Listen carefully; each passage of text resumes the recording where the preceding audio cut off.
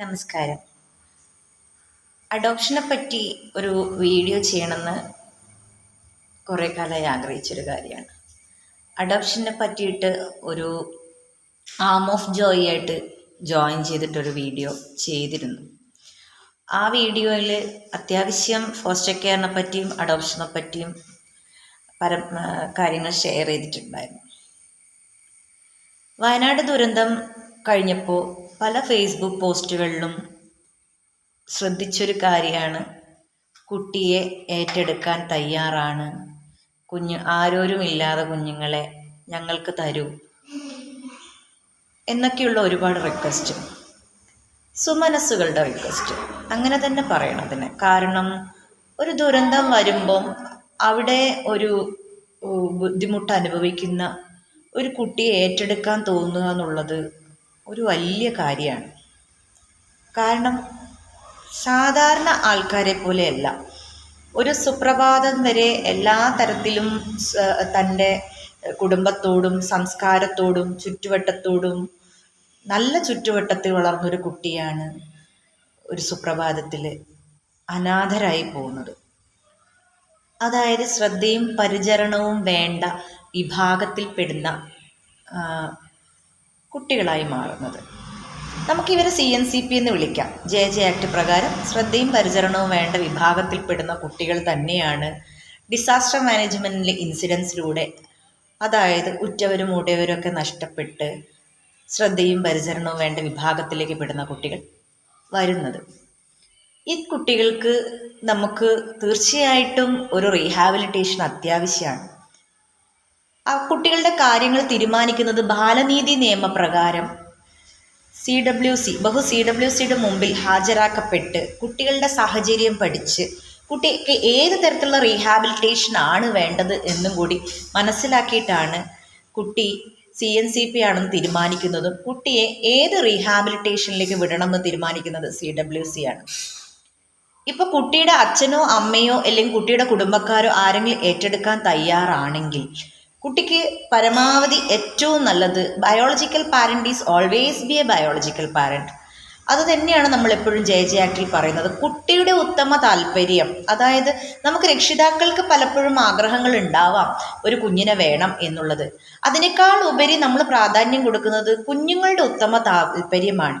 ഇപ്പോൾ ഒരു ഡിസാസ്റ്ററിൽ പെട്ട കുട്ടിയാണെങ്കിലും കുട്ടിക്ക് പരമാവധി ഇഷ്ടമുണ്ടാവുക കുട്ടി വളർന്ന സംസ്കാരത്തിലും കൾച്ചറിലും ഭാഷയിലും അതുപോലെ തന്നെ കുട്ടിയുടെ ചുറ്റുവട്ടത്തും വളരാൻ തന്നെയായിരിക്കും. കാരണം അത് കുട്ടിയുടെ റൈറ്റാണ്. അങ്ങനെ ആരെങ്കിലും കുട്ടിയെ ഏറ്റെടുക്കാൻ തയ്യാറുണ്ടെങ്കിൽ, കുട്ടിയുടെ കുടുംബക്കാർ അല്ലെങ്കിൽ കുട്ടിക്ക് ഏതെങ്കിലും ഒരു സിംഗിൾ പാരൻ്റ് ബാക്കിയുണ്ടെങ്കിൽ, അല്ലെങ്കിൽ ഗ്രാൻഡ് പാ അല്ലെങ്കിൽ അങ്കിൾ, ഇങ്ങനെ ആരെങ്കിലും തന്നെ ഉണ്ടെങ്കിൽ നമുക്ക് അവർക്ക് കിങ്ഷിപ്പ് ഫോസ്റ്റർ കെയർ പോലുള്ള സംവിധാനങ്ങളുണ്ട്. അത് തീരുമാനിക്കുന്നത് ബഹുമാനപ്പെട്ട CWC ആണ്. അതുപോലെ തന്നെ കുട്ടിക്ക് താൽക്കാലികമായിട്ട് ഒരു ഷെൽട്ടറും കാര്യങ്ങളും അല്ലെങ്കിൽ കുട്ടിയുടെ ചുറ്റുവട്ടം ശരിയാവുന്നവരെയാണെങ്കിൽ കുട്ടിക്ക് നമുക്ക് തീർച്ചയായിട്ടും പിന്നെ ബഹുമാനപ്പെട്ട CWCയുടെ തീരുമാനപ്രകാരം പലപ്പോഴും നമ്മൾ കാണാറുള്ളത് ഒരു താൽക്കാലിക ഷെൽട്ടർ ആണെങ്കിൽ ഒരു ഇൻസ്റ്റിറ്റ്യൂഷണലൈസേഷനിലേക്ക് പോകാം.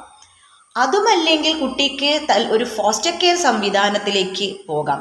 ഇതിനൊക്കെ ഫോസ്റ്റർ കെയർ സംവിധാനത്തിന് തയ്യാറാകുന്ന രക്ഷിതാക്കളുടെ ഹോം സ്റ്റഡി അടക്കം നടത്തിയിട്ടാണ് നമ്മൾ ഫോസ്റ്റർ കെയറിന് കൊടുക്കുന്നത്. പെട്ടെന്ന് തന്നെ നമുക്കൊരു കുട്ടിയെ കൈമാറാൻ കഴിയില്ല. കുട്ടിയെ വിടുന്ന സാഹചര്യം പോലും വളരെയധികം പഠിച്ചിട്ട് മാത്രമേ നമുക്ക് കുട്ടികളെ അങ്ങോട്ടേക്ക് മാറ്റുവാൻ കഴിയുള്ളൂ. ഇനി അഡോപ്ഷനിലേക്ക് പോവുകയാണെങ്കിൽ, അഡോപ്ഷൻ എന്ന് പറയുന്നൊരു പ്രോസസ്സ് തന്നെയാണ്. നമുക്ക് പെട്ടെന്ന് തന്നെ ഒരു കുട്ടിയെ അഡോപ്റ്റ് ചെയ്യാനോ അല്ലെങ്കിൽ ഒരു കുട്ടിയെ ഒരാൾക്ക് കൊടുക്കാനോ കഴിയില്ല. ഒരു കുട്ടിയെ സറണ്ടർ ചെയ്ത് കഴിഞ്ഞാൽ നമ്മൾ ഏകദേശം 60 ദിവസത്തോളം വെച്ച് കഴിഞ്ഞിട്ടാണ് കുട്ടിയെ നമ്മൾ സൈറ്റിലേക്ക് അയച്ച് കുട്ടിയെ ഒരു ലിസ്റ്റിലേക്ക് ആക്കി മാറ്റുന്നത്. പാരൻസ് ആണെങ്കിലും കാര സൈറ്റിൽ അവർ രജിസ്റ്റർ ചെയ്ത് അഡോപ്ഷൻ പ്രോസസ്സിന് വേണ്ടി രജിസ്റ്റർ ചെയ്ത് പാരൻസിൻ്റെ ഏജ് ഒക്കെ നോക്കി കൺസിഡർ ചെയ്ത് സോഷ്യൽ ഇക്കണോമിക്കൽ ബാക്ക്ഗ്രൗണ്ട്, കുട്ടി അവിടെ വളരാനുള്ള സാഹചര്യം അടക്കമുണ്ടോ എന്നത് നോക്കി പഠിച്ചിട്ടാണ് വെയിറ്റിംഗ് ലിസ്റ്റിനനുസരിച്ച് നോക്കിയിട്ടാണ് നമുക്കൊരു പാരൻസിന് ഒരു ടീമോട് കൂടിയുള്ള 2 തരം കമ്മിറ്റി ഒക്കെ നടത്തിയിട്ടാണ് കുട്ടിയെ നമ്മൾ കൈമാറുന്നത്. അപ്പോൾ ഇത്രയും ഒരു കണ്ടിന്യൂസ് പ്രോസസ്സും വളരെയധികം സ്റ്റഡിയും കൗൺസിലിംഗ് ഒക്കെ ഉള്ളൊരു പ്രോസസ്സിലൂടെയാണ് നമ്മൾ അഡോപ്ഷൻ പ്രോസസ്സ് കടന്നു പോകുന്നത്. ഞാനൊരു വീഡിയോ ഇതിനു മുമ്പ് ചെയ്തിട്ടുണ്ട് അഡോപ്ഷൻ പ്രോസസ്സിൻ്റെ. തീർച്ചയായിട്ടും രണ്ടുപേരുടെ ഏജ് 110 അതുപോലെ തന്നെ 2.5 ലക്ഷം രൂപ വാർഷിക വരുമാനം, ഇതൊക്കെ നിർബന്ധമാണ്. കുഞ്ഞുങ്ങളൊക്കെ അഡോപ്ഷൻ തീർച്ചയായിട്ടും താല്പര്യമുള്ളവർക്ക് എടുക്കാം. അത് സ്റ്റഡി പിന്നെ അതുപോലെ തന്നെ NIC DCPU സംവിധാനങ്ങൾ പോലുള്ള ആൾക്കാർ വന്ന് ഹോം സ്റ്റഡിയും കൂടി നടത്തും. ഇങ്ങനെയൊക്കെയാണ് നമ്മൾ അഡോപ്ഷൻ പ്രോസസ്സിലൂടെ കടന്നു പോകുന്നത്. നിരന്തരമായ കൗൺസിലിങ്ങും ഒക്കെ കൊടുത്തിട്ട് പാരൻറ്റിങ് കൗൺസിലിങ്ങും ഒക്കെ ഇതിൻ്റെ ഭാഗമായി നമ്മൾ ഫോളോ അപ്പ് എടുക്കുന്നുണ്ട്. പലപ്പോഴും നമുക്ക് കാണാൻ കഴിയുന്നത് കുഞ്ഞുങ്ങൾക്ക് ഈ ഡിസാസ്റ്ററിന് പുറമേ തന്നെ കുഞ്ഞുങ്ങൾ ജനിച്ചു കഴിഞ്ഞാൽ പല ഇൻസിഡൻസ് വരുമ്പോൾ പോസ്റ്റ്മോർട്ടം അല്ലെങ്കിൽ കുട്ടിയെ വളർത്താൻ സാഹചര്യം ഇല്ലാത്തൊരവസ്ഥ വരുമ്പോൾ അമ്മയ്ക്കും അച്ഛനും മുന്നോട്ട് പോകാൻ കഴിയുന്നില്ല എന്ന് തോന്നുമ്പോൾ കുഞ്ഞുങ്ങളേക്കും കൂടി വിഷം കൊടുത്തു കൊല്ലുക, അല്ലെങ്കിൽ ആത്മഹത്യയിലേക്ക് പ്രേരിപ്പിക്കുക, കുട്ടികളെ കൊല്ലുക, ജനിച്ചു കഴിഞ്ഞ പാടുള്ള കുട്ടികളെ ഉപേക്ഷിക്കുക, അല്ലെങ്കിൽ സുരക്ഷിതമല്ലാത്ത സ്ഥലത്തേക്ക് ഉപേക്ഷിക്കുക. ഇതൊക്കെ കാണുമ്പോൾ എനിക്ക് എപ്പോഴും പറയാൻ തോന്നുന്നൊരു കാര്യമാണ്, കുട്ടികളെ നമുക്ക് സറണ്ടർ ചെയ്യാം. ബഹുമാനപ്പെട്ട CWC മുഖാന്തരം നമുക്ക് നോക്കുവാനുള്ള സാഹചര്യം അല്ലെങ്കിൽ നോക്കുവാൻ തയ്യാറായി നിൽക്കുന്ന എത്രയോ രക്ഷിതാക്കൾ സ്റ്റഡിയും കഴിഞ്ഞ് വെയിറ്റിംഗ് ലിസ്റ്റിലുണ്ട്. നമുക്ക് അവരെ സറണ്ടർ ചെയ്യാം. ബഹുമാനപ്പെട്ട CWC അവർക്ക് വേണ്ട റീഹാബിലിറ്റേഷൻ പദ്ധതികൾ തീരുമാനിക്കും. അതിനൊക്കെ പുറമെ നമുക്ക് ഫീൽഡ് തലങ്ങളിൽ തന്നെ അവർക്ക് സ്പോൺസർഷിപ്പ് പോലുള്ള പ്രോഗ്രാമുകളൊക്കെ ചെയ്ത് നമുക്ക് അവരെ മുന്നോട്ട് കൊണ്ടുപോകാനുള്ള വിവിധതരം പദ്ധതികളുണ്ട്.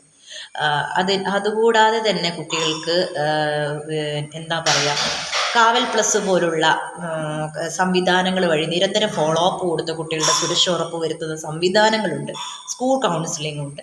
അങ്ങനെ ഒരുപാട് വനിതാ ശിശു വികസന വകുപ്പിൻ്റെ ജോയിൻ്റ് ആയിട്ടുള്ള ഒരു ടീം ഇതിൻ്റെ പിറകിൽ പ്രവർത്തിക്കുന്നുണ്ട്. വനിതാ ശിശു വികസന വകുപ്പിൻ്റെ കീഴിൽ തന്നെ ഡിസ്ട്രിക്ട് ചൈൽഡ് പ്രൊട്ടക്ഷൻ യൂണിറ്റ് ഇവർക്ക് വേണ്ട സംവിധാനങ്ങളും കൗൺസിലിങ്ങും സുരക്ഷയ്ക്ക് ഉറപ്പ് വരുത്താനുള്ള ഒരു വിങ് തന്നെയുണ്ട്. അപ്പോൾ ഇത്തരത്തിലുള്ള സംവിധാനം എല്ലാ ജില്ലകളിലും ഉണ്ട്. അറ്റ്ലീസ്റ്റ് ഓരോ പഞ്ചായത്തിലും അല്ലെങ്കിൽ ഓരോ വാർഡിലുള്ള അങ്കണവാടി പ്രവർത്തകരുമായിട്ട് ബന്ധപ്പെട്ടോ, അല്ലെങ്കിൽ അതാത് പഞ്ചായത്തിലെ സൂപ്പർവൈസർമാരായിട്ടോ, അല്ലെങ്കിൽ ബ്ലോക്ക് തലത്തിൽ ICDS ബ്ലോക്കിലെ CDPOമാരായിട്ട് ബന്ധപ്പെട്ടോ, നമുക്ക് DCPO ആയിട്ട് ബന്ധപ്പെട്ട് CWC ആയിട്ട് ബന്ധപ്പെട്ട് കുട്ടികളുടെ കാര്യത്തിൽ ഒരു തീരുമാനമെടുക്കാം. അല്ലെങ്കിൽ എല്ലാ പഞ്ചായത്തുകളിലും നമ്മൾ പറയുന്നുണ്ട് മുനിസിപ്പാലിറ്റിയിലും ചൈൽഡ് പ്രൊട്ടക്ഷൻ കമ്മിറ്റി നടത്തണം എന്നുള്ളത്. അതായത് നമ്മുടെ ആ പ്രദേശത്തെ പഞ്ചായത്ത് പ്രസിഡന്റ്, സൂപ്പർവൈസർമാരും ആ കുട്ടികളുമായി ബന്ധപ്പെട്ട ഉദ്യോഗസ്ഥർ ഇവരൊക്കെ കൂടി കുട്ടികളുടെ കാര്യത്തിലൊരു ഡിസ്കഷൻ എടുക്കുകയും തീരുമാനമെടുക്കാൻ വേണ്ടിയിട്ട് നമുക്ക് റെഫർ ചെയ്യാൻ വേണ്ടിയിട്ടുള്ള സംവിധാനമാണ് ചൈൽഡ് പ്രൊട്ടക്ഷൻ കമ്മിറ്റി.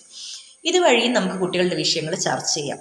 അപ്പോൾ കുട്ടികളുടെ ഈ ഒരു അഡോപ്ഷൻ പ്രോസസ്സ് നമ്മൾ പെട്ടെന്ന് വിചാരിക്കും കുഞ്ഞിനെ തന്നുകൂടെ, ഇത്രയും സുരക്ഷിതമായ മാർഗങ്ങളിലൂടെ നമുക്ക് മുന്നോട്ട് പോയെങ്കിൽ മാത്രമേ അഡോപ്ഷൻ സക്സസ് ആവുള്ളൂ. അപ്പം തീർച്ചയായിട്ടും ഇതുമായിട്ട് ബന്ധപ്പെട്ടിട്ടുള്ള ഒരു ക്ലാരിഫിക്കേഷൻ ബഹുമാനപ്പെട്ട മന്ത്രി അടക്കം ഫേസ്ബുക്കിലൊക്കെ റെഫർ ചെയ്യുന്നുണ്ട്. ഒന്നുകൂടി നിങ്ങൾക്ക് ഓർമ്മിപ്പിക്കാൻ വേണ്ടി ഞാൻ എൻ്റെ ഈ ഒരു വീഡിയോ ഷെയർ ചെയ്യുന്നു. നന്ദി, നമസ്കാരം. എൻ്റെ പേര് അനുരാധ. ഞാൻ ശിശുവികസന പദ്ധതി ഓഫീസറാണ്, കോഴിക്കോട് ഡിസ്ട്രിക്റ്റ്.